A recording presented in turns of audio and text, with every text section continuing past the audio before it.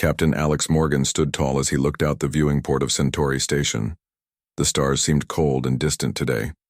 He had slept poorly the night before. The weight of Earth's future rested on his shoulders. For 3 months he had led the human team in talks with the Galactic Council. Today might be the last day of those talks. "Captain, the Council is ready for us," said Lieutenant Kate Wilson. She was the best translator Earth had.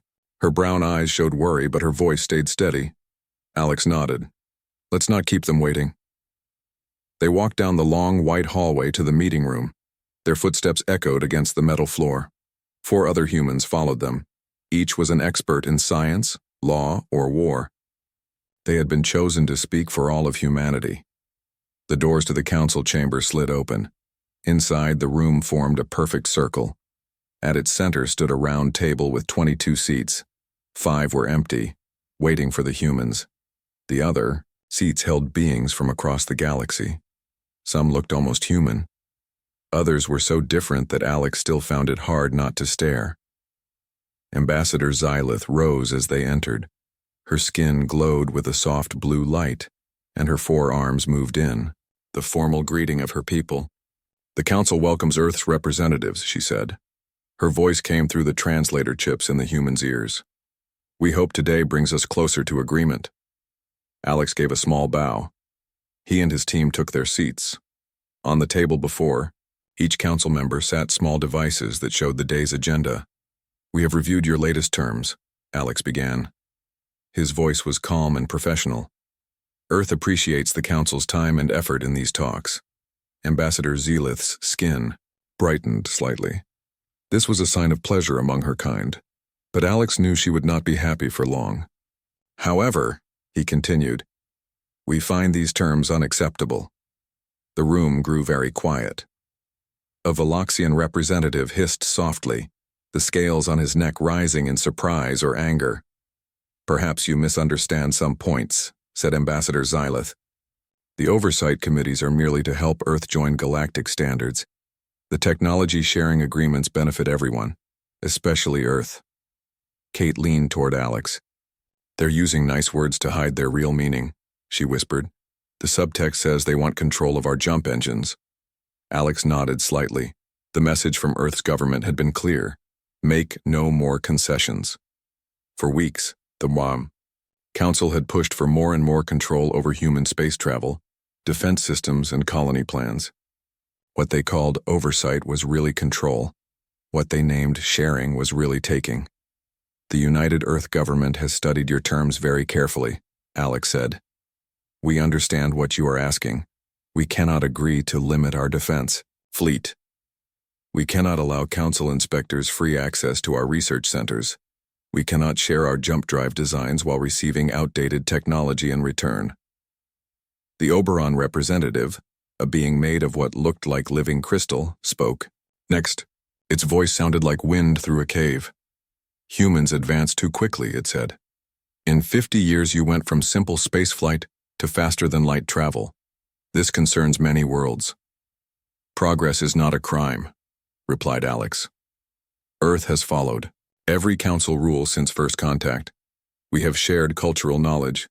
We have respected your borders. We have traded fairly." Ambassador Xylith's glow dimmed slightly.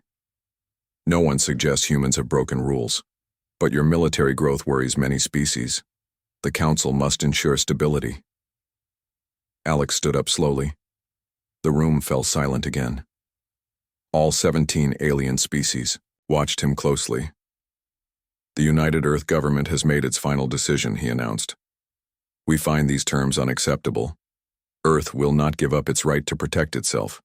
We will not hand over our technology. And we will not be treated as lesser partners in this galaxy." He paused, looking at each council member in turn. "Humanity is withdrawing from these talks effective immediately." The council chamber erupted in noise. Some representatives jumped to their feet. Others shouted in their native languages too, upset for their translators to keep up. Ambassador Xylith's skin turned almost white with shock. "You cannot simply leave," she said. "The protocols require formal closure procedures. There must be votes and records and—" "Watch us," Alex replied calmly. He nodded to his team. As one, They stood and gathered their materials. Years of military training showed in their movements, quick, precise, and confident. The Veloxian representative slammed his clawed hand on the table. "This is an insult to the Council. Do humans not understand what they are doing?" "We understand perfectly," Alex said. "For 3 months we have tried to find middle ground. Each time we agreed to one demand, 3 more appeared. This is no longer a negotiation between equals. It is a list of commands from the Council to Earth. We will not accept it." As they moved toward the exit, Ambassador Xylith hurried around the table. "Captain Morgan, please reconsider," she said, her voice lower now. "If Earth leaves like this, some Council members will push for sanctions, trade restrictions, perhaps worse." Alex stopped and turned to her. For a moment his formal mask dropped, and she saw real sadness in his eyes. "We hoped for friendship and fair treatment," he said. "Instead, we found fear and control. Tell the Council this. Earth wants peace, but we will not beg for it." With that, the human team walked out of the chamber. The doors closed behind them with a soft hiss. In the hallway, Lieutenant Wilson let out a long breath. "Well, that's done. No turning back now." Alex nodded. "Contact the shuttle bay. I want us off this station in 20 minutes. As they walked, alarm signals began to sound throughout the station. The Council was calling an emergency session. "You know they won't let this go easily," said Dr. Peter Gould, Earth's science advisor. "The Council has never faced this kind of challenge before." "They've never faced humans before," Alex replied. They reached their ship without incident. As the engines powered up, Alex looked at the small team that had just changed the course of history. "Earth Command wants us back as quickly as possible," he told them. "All defense forces have been placed on high alert. The Jupiter shipyards are accelerating production." "Will there be war?" asked Kate quietly. Alex looked out at the stars again.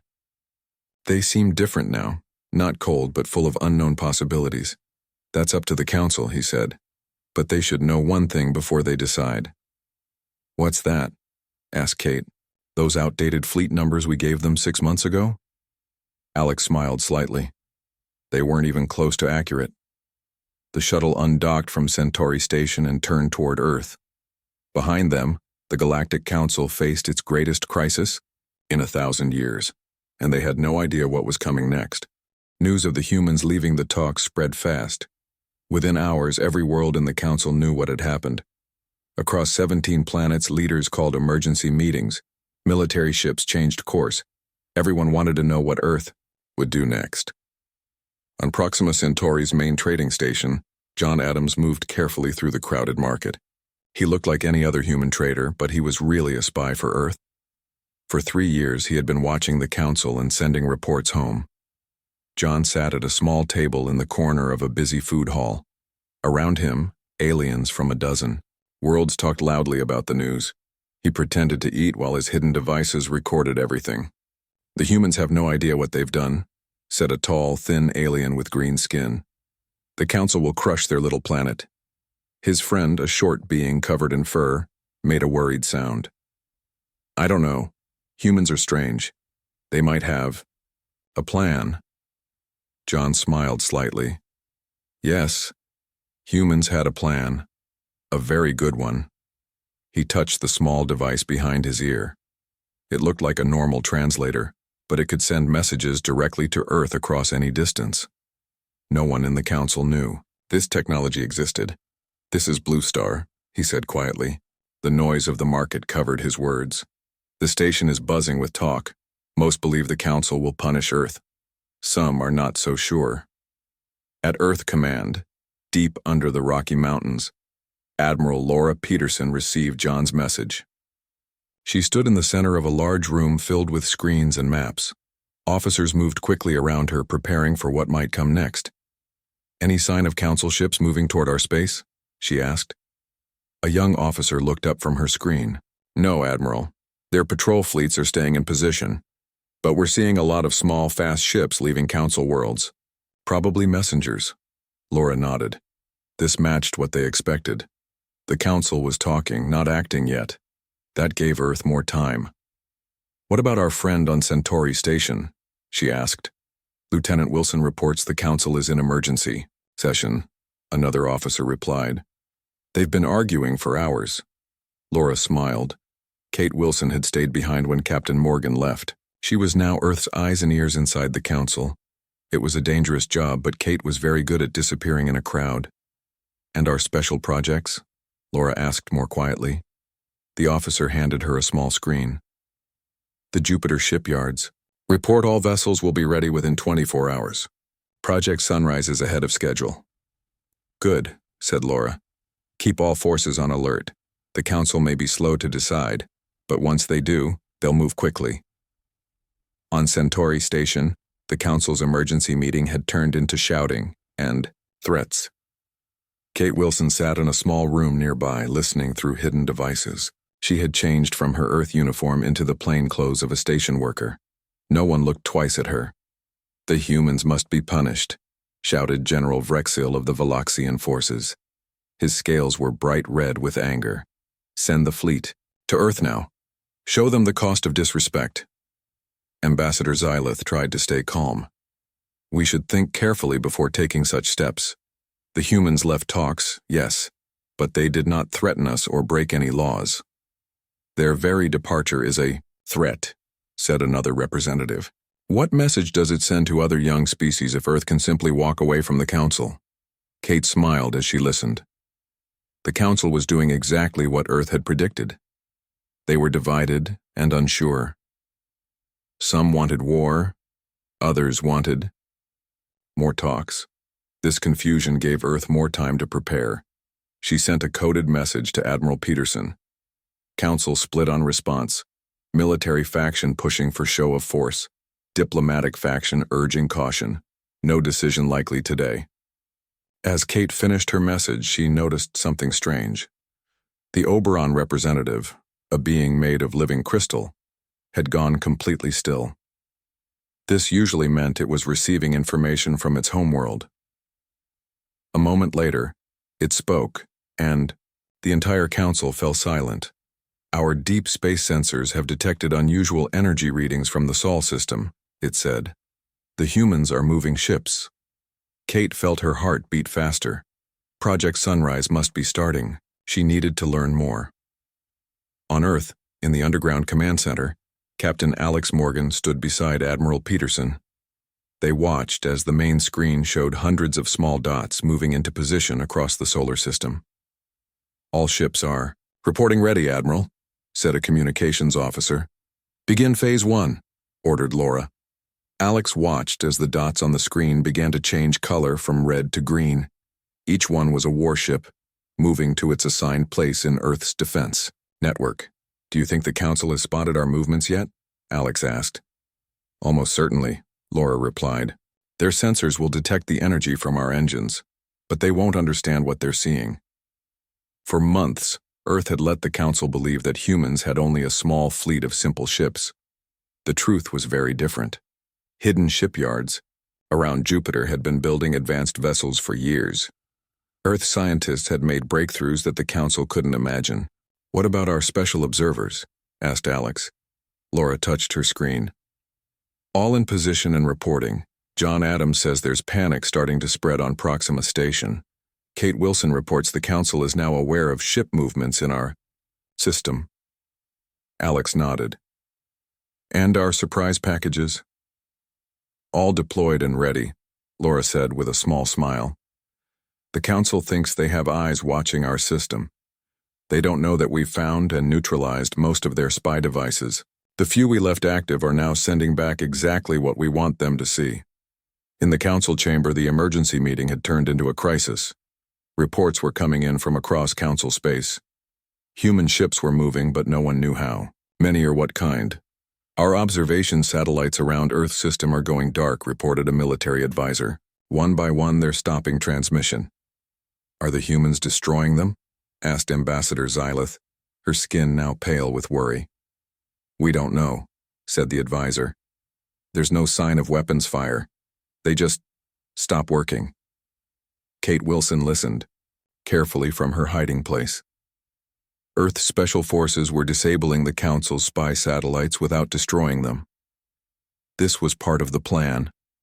Make the Council blind but not angry. "What about the contingency fleet near Tau Ceti?" asked General Vrexil. The room went quiet. The Tau Ceti fleet was the Council's secret weapon, a group of warships kept ready to move against Earth if needed. "No contact for 12 hours, admitted the advisor. "We sent a scout ship to check. It also disappeared." Now true fear spread through the Council. Not only had Earth left the talks, but it seemed they knew about the secret fleet and had somehow neutralized it. Kate Wilson sent her final message of the day to Earth Command. "Council in disarray. They've lost contact with their ships near Tau Ceti. They suspect we are responsible but have no proof. Fear is growing." As the humans prepared and the Council argued, the galaxy held its breath. Whatever came next would change everything. At the Jupiter shipyards, hidden from alien eyes by special cloaking fields, Commander Nathan Harris watched as workers put the final touches on Earth's newest warship. The EDF Defiance was unlike any ship humans had built before. It was sleek and dark, with smooth lines that seemed to absorb light rather than reflect it. "She's ready for her first real flight, Commander," said Chief Engineer Olivia Ramirez. She had worked day and night for months to finish the ship on time. "The engine tests all came back perfect." Nathan nodded with pride. "And the special systems?" "The shield matrix is working better than we hoped," Olivia replied. "In tests, it stopped everything we threw at it. The phase shift drive is running at 112% of what we planned." The phase shift drive was Earth's greatest secret. Unlike normal space engines that pushed ships through space, this new technology let ships slip between the layers of reality. It was faster, used less power, and couldn't be tracked by standard sensors. "What about weapons?" Nathan asked as they walked along the viewing deck. "All installed and tested," said Olivia. "The adaptive pulse cannons can be set to disable rather than destroy. The Council has nothing like them." Nathan looked out at the shipyard.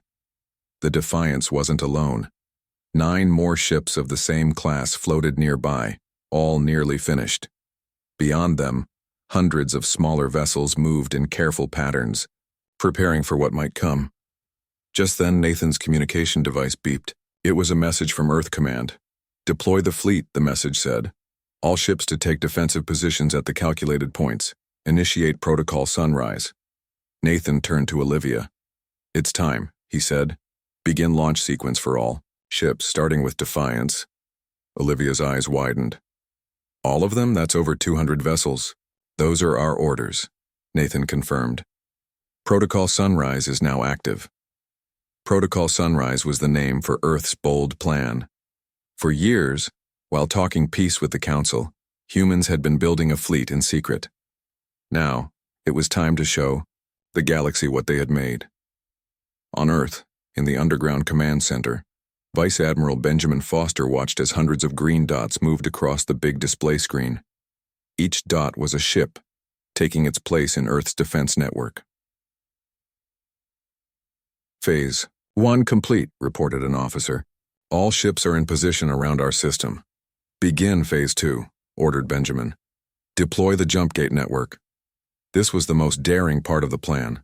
Earth scientists had created small, hidden jump gates that could be activated from a distance. For months, special teams had placed these gates at key points throughout Council space. When turned on, they would allow Earth ships to appear anywhere, anytime, without warning. "Jump network activating," said the officer. "All gates show green. Status." Benjamin nodded. "Now for Phase 3, begin strategic positioning." Across the galaxy, the hidden jump gates hummed to life. Earth ships passed through them quickly, appearing near important Council worlds, military bases, and trading hubs. They did not attack. They simply took position and waited. The Galactic Council remained in emergency session. For 20 hours straight, the representatives had argued without reaching any decision. Some wanted to punish Earth right away. Others urged caution. Ambassador Xylith was trying to keep order when a military advisor rushed into the chamber. "We have a situation," the advisor said, voice shaking. Our deep space sensors are detecting massive energy signatures throughout Council space. The main display in the chamber lit up, showing a map of Council territory. Hundreds of small lights appeared on it, each marking a human ship.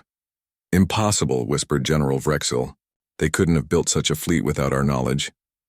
They are everywhere, said another representative in shock. Near every major world, every military base, every important jump point. Ambassador Xylith stared at the display. Are they attacking?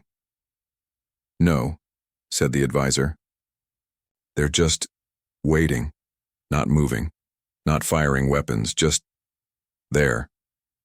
From her hiding place, Kate Wilson watched the Council fall into chaos. She sent a quick message to Earth. Phase 3 successful. Council in complete panic. No hostile actions yet. On the Proxima trading station, John Adams also watched the confusion spread. Aliens ran through the halls, sharing wild stories about Earthships appearing from nowhere. Some were packing to leave. Others were buying up food and supplies, preparing for war. John sent his own report. Civilian population showing increasing fear. Military channels filled with confused orders. No unified response yet. Back in Earth's command center, Admiral Laura Peterson received these reports with satisfaction. The plan is working perfectly, she told Captain Alex Morgan. The Council is paralyzed with indecision. Alex nodded. And our ships? All in position, Laura replied. The Defiance and her sister ships are forming a defensive ring around Centauri Station. The rest of the fleet is spread throughout Council space exactly as planned. Any hostile moves from Council forces? Alex asked. None, said Laura. Their ships are staying in port or holding position. They don't know what to do. Alex smiled, slightly. Now for the final phase. On the main screen, a message appeared. Secretary General ready to broadcast. Laura nodded. Connect to all ships and activate the Council override. In the Council chamber, the arguing stopped suddenly when all screens went black. Then the face of Earth Secretary General Diane Collins appeared. Esteemed representatives of the Galactic Council, she began, her voice calm and clear. Humanity wishes to clarify our position following our withdrawal from recent talks. The Council members stared in shock. Somehow humans had taken control of their secure communication systems. We do not seek conflict, Diane continued. But neither will we accept being treated as lesser beings. For too long, the Council has looked down on Earth, seeing us as children to be controlled rather than equals to be respected. The screen changed to show Earth's fleet, hundreds of vessels of different sizes, including the impressive Defiance-class ships that were larger than anything the Council had. As you can now see, we have maintained the appearance of limited capability while developing our true strength, Diane said. This was not deception but prudence, given the Council's history of containing what you call threatening species. Around the galaxy, on every Council world and station, people watched as Earthships performed synchronized demonstrations. They showed shields that could absorb any weapon, engines that could move ships instantly without using normal space, and weapons that could disable rather than destroy with perfect accuracy. Humanity proposes a new relationship, Diane stated, as the demonstrations ended. Not as your subjects nor as your enemies, but as your equals. We invite the Council to send representatives to Earth for real talks based on mutual respect. As the broadcast ended, the Council chamber remained silent. No one knew what to say. Finally, Ambassador Xylith spoke. We have two choices, she said quietly. We can fight a war we might not win, or we can accept their invitation and try for real peace. General Vrexel, who had been the loudest voice for attacking Earth, now looked subdued. They surrounded our worlds, our bases, our fleets. Without firing a single shot, they could have attacked at any time. Instead, they asked for talks. Then we are agreed, said the High Chancellor. We will accept their invitation. On the EDF Defiance positioned near Centauri Station, Commander Nathan Harris received the Council's official response. He sent a message to Earth. They've accepted, sending a diplomatic team to Earth within 3 days. In the command center, Alex Morgan read the message and turned to Admiral Peterson with a smile. Phase 4 complete, he said. The Council has agreed to real talks. And so the real work begins, Laura replied. Building a peace that lasts. Earth had gambled everything on this bold plan. They had shown strength not to start a war, but to prevent one. Now a new chapter in galactic history was about to start, with humanity recognized not as newcomers to be controlled, but as equals to be respected. 3 days after Earth's show of strength, a council ship arrived at the edge of the solar system. It was the Herald of Peace, the official vessel used for high-level diplomatic missions. On board were representatives from 12 of the 17 council species. They came not to fight but to talk. Earth sent the EDF Defiance to meet them. The sleek warship moved alongside the alien vessel, showing both power and respect. Captain Alex Morgan himself led the welcome team. Ambassador Xylith, Alex said with a formal bow as the alien delegation stepped onto the Defiance. Earth welcomes you and your colleagues. Xylith's skin glowed a gentle blue. Captain Morgan, we appreciate the escort to your world. Alex noticed that General Vrexel of the Veloxians was also part of the delegation. The general looked uncomfortable, his scales a dull green instead of their usual bright red. Just days ago, he had been calling for Earth's punishment. Now he stood in a human ship trying not to look impressed. Our journey will take 6 hours, Alex explained. We've prepared quarters for your comfort. Secretary General Collins is eager to begin talks. As the delegation settled in, Alex returned to the bridge. Lieutenant Kate Wilson was waiting for him. After her time spying on the council, she had been brought back to help with the coming talks. What do you think? Alex asked quietly. Are they sincere? Kate nodded. Xylith has always been reasonable. Even Vrexel seems subdued. I think they genuinely want peace now that they understand our strength. Let's hope so, said Alex. A lot depends on the next few days. On Earth, final preparations were underway for the historic meeting. The Great Hall in Geneva had been chosen as the location. For centuries, it had been where humans settled their own differences. Now it would host the most important talks in human history. Secretary General Diane Collins reviewed her notes one last time. Beside her, Admiral Laura Peterson provided the latest fleet updates. All ships remain in position throughout Council space, Laura reported. No hostile movements detected. Their military seems to be standing down. Good, said Diane. And our demonstration? Laura smiled slightly. Ready when you are. The Council delegates will be impressed. As the Defiance approached Earth, Alex invited the alien delegation to the observation deck. The view of humanity's homeworld never failed to move him, and he wanted the aliens to see it too. Earth, he said simply as the blue-green planet filled the view screen. Ambassador Xylith moved closer to the screen, her 4 arms making a gesture of appreciation. It is beautiful, she admitted. Much like my own world. General Vrexel grunted. One planet. We still don't understand how you built such a fleet from a single world. Determination, Alex replied, and necessity. The galaxy is vast and sometimes dangerous. Yes, said Xylith thoughtfully. Perhaps we forgot that in our comfort. The Council has known peace for so long we began to fear any change. As they watched, small lights became visible in Earth orbit, the defense stations that protected the planet. Beyond them, ships moved in careful patterns, some visible, others hidden by cloaking fields. An impressive defense network, observed another delegate, a being made of shifting metallic spheres. Just part of it, Alex said. Much remains unseen. The alien representatives exchanged glances. The message was clear. What Earth had shown was only the beginning of what it could do. The landing in Geneva was broadcast across Earth and to every world in Council space. It was a carefully planned display, formal but not threatening, proud but not arrogant. Honor guards from Earth's nations stood at attention as the aliens departed from shuttlecraft. Diane Collins greeted each delegate personally. Welcome to Earth, she said. We look forward to building a new relationship based on mutual respect. The Great Hall had been arranged with a round table, just like the one on Centauri Station. But this time, Earth sat as an equal, not a supplicant. "Before we begin formal talks," Diane said once everyone was seated, "we would like to share something with you.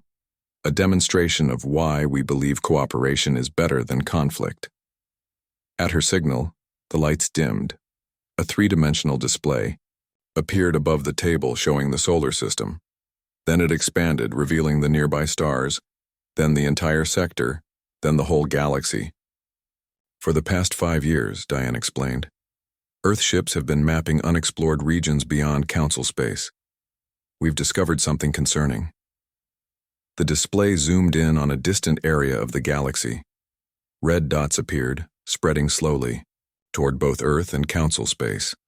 "These are energy signatures from ships of unknown origin," Diane continued. "They do not match any known design.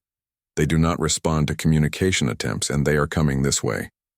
The Council representatives leaned forward, their differences forgotten as they studied the display. "How did you detect these?" asked General Vrexil. "Our deep space sensors show nothing in that region. Our phase shift technology allows us to detect things traditional sensors miss," Diane explained.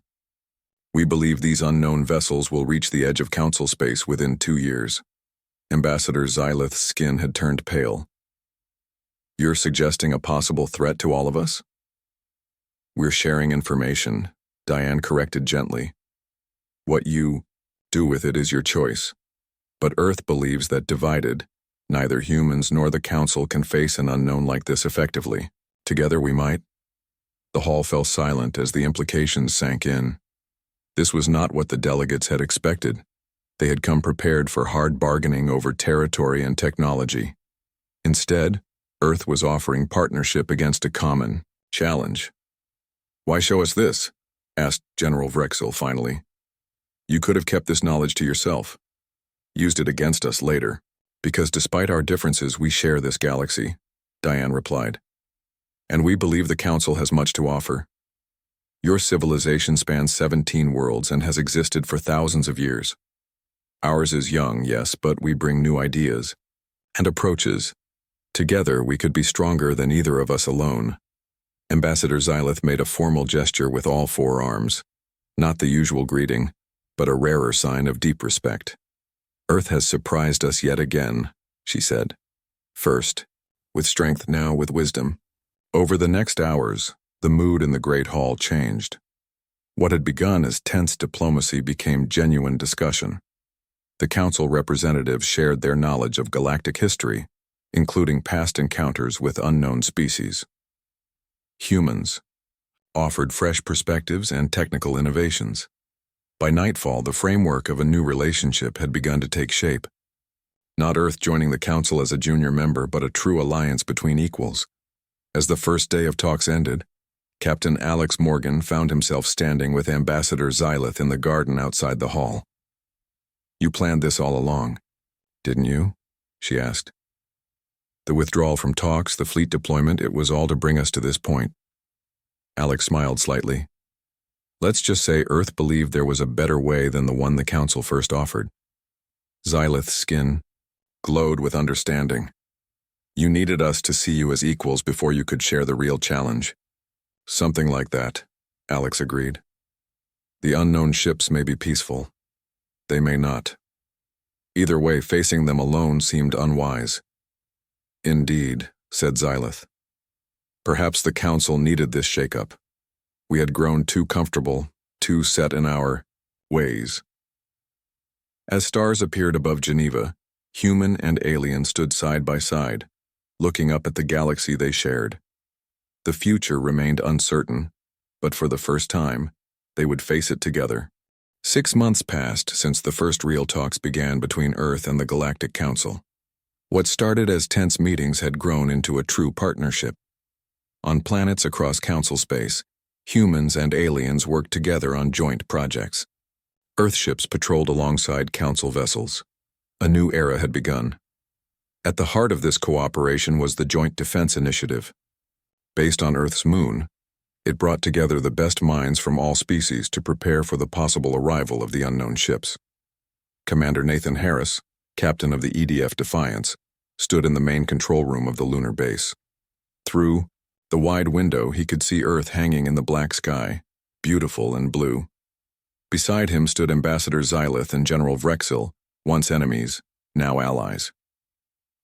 "The deep space network is complete," Nathan reported. "We can now track the unknown vessels across twice the distance our separate systems could manage." Xylith's skin glowed with approval. "An impressive achievement in such a short time." "And the combined fleet?" asked Vrexil. The general had changed in the past months. He now respected humans even if he still found them strange. 50 Defiance-class ships are ready," said Nathan, "along with 200 Council warships, all upgraded with our shield technology." Vrexil nodded with satisfaction. "And our special project?" Nathan smiled slightly. "That's why I called you here. It's ready for its first test." He led them to a smaller room where Lieutenant Kate Wilson waited with several alien scientists. On a display screen, a small device spun slowly. "The phase shift communicator," Kate explained. "If it works, we'll be able to send messages instantly across any distance, no delay, no signal loss." "You mean we could talk to ships on the far side of the galaxy as easily as if they were in orbit?" asked Xylith. "That's the idea," Kate replied. "We combined Earth's phase shift technology with the Council's quantum network. Neither could do this alone, but together we are stronger," finished Vrexil. It had become the unofficial motto of the new alliance. He turned to Nathan. "When will you test it?" "Right now," said Nathan. He nodded to Kate, who pressed a sequence of controls. The device began to glow with blue energy. On another screen, a matching device located on Mars showed the same glow.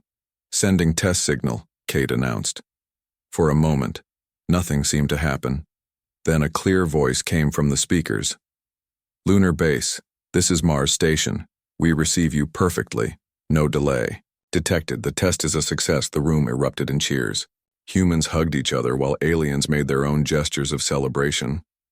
This was more than a new technology. It was proof that their partnership worked. "With this," said Xylith, "we can coordinate across the entire galaxy if needed.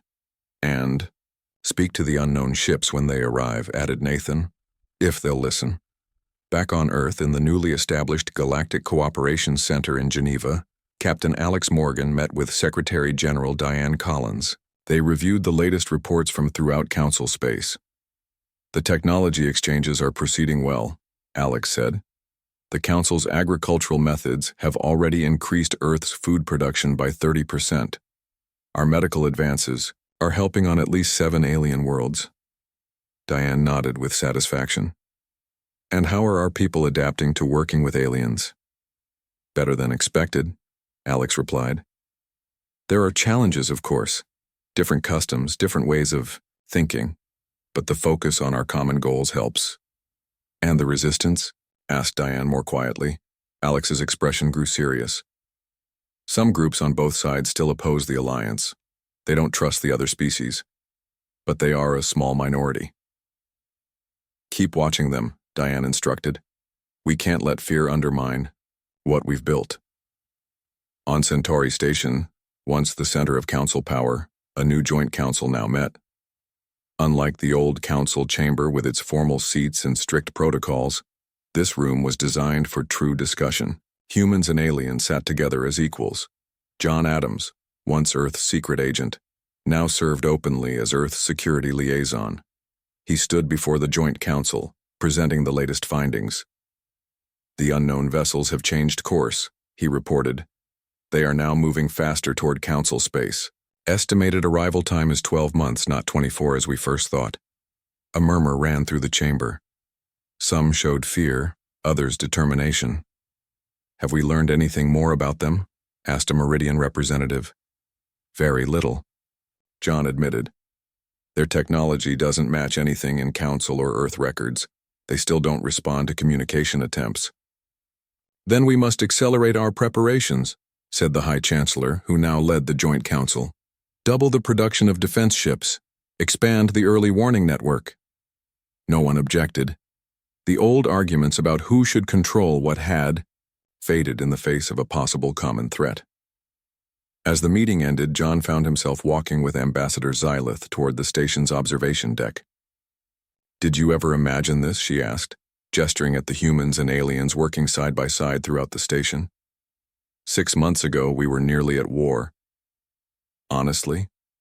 No," John replied. "But I'm glad we found a better way." They stopped at the wide window. Outside, ships from Earth and Council worlds moved in formation, practicing joint maneuvers. Among them, the EDF Defiance led the way, its dark hull gleaming against the stars. "Whatever comes," said Xylith, "we will face it together." On the bridge of the Defiance, Commander Nathan Harris watched his crew work alongside alien officers. What had once seemed impossible was now everyday reality. His communication device chimed with a message from Earth Command.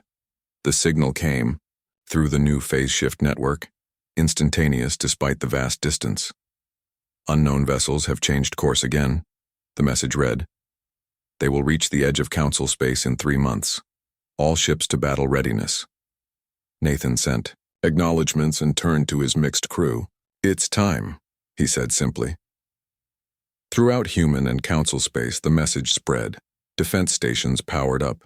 Ships moved to their assigned positions. Civilians prepared for whatever might come. No one knew if the approaching ships brought peace or war. But unlike 6 months ago, when Earth and the Council had faced each other as enemies, now they stood united. What had begun with humans abandoning talks had led to something stronger than either side could have built alone. As the Defiance led a fleet of Earth and Council ships toward the edge of known space, Nathan Harris looked at his crew, human and alien working as one. Whatever waited beyond the darkness, they would meet it together. He gave the order that would be repeated on ships throughout the combined fleet. "All ahead full. Let's go make history." The ships accelerated into the unknown, carrying the hopes of Earth and Council worlds alike. The future remained uncertain, but for the first time in galactic history, no species faced it alone.